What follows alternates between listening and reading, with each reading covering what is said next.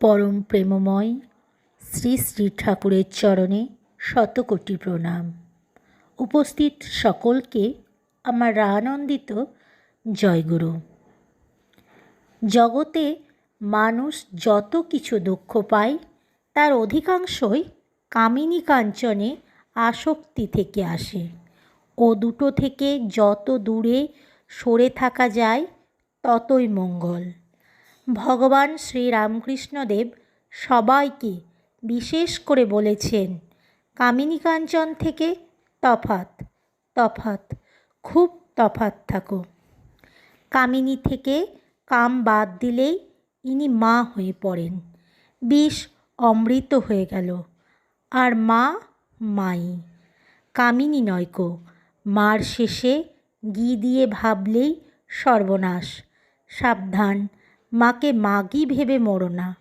প্রত্যেক মাই জগৎজননী, প্রত্যেক মেয়ে নিজের মায়ের বিভিন্ন রূপ, এমনতর ভাবতে হয়।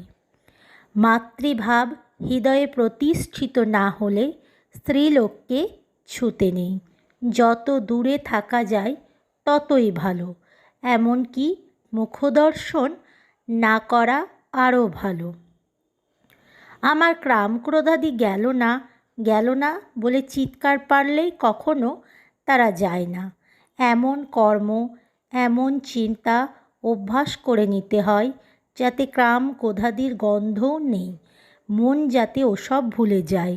কাম ক্রোধাদির ভাব না এলে কী করে তারা প্রকাশ পাবে?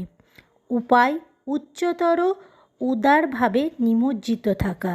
সৃষ্টিতত্ত্ব, গণিতবিদ্যা, রসায়নশাস্ত্র ইত্যাদির আলোচনায় কামরিপুর দমন হয়।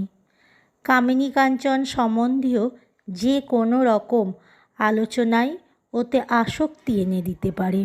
ওসব আলোচনা থেকে যত দূরে থাকা যায় ততই ভালো। জয় গুরু।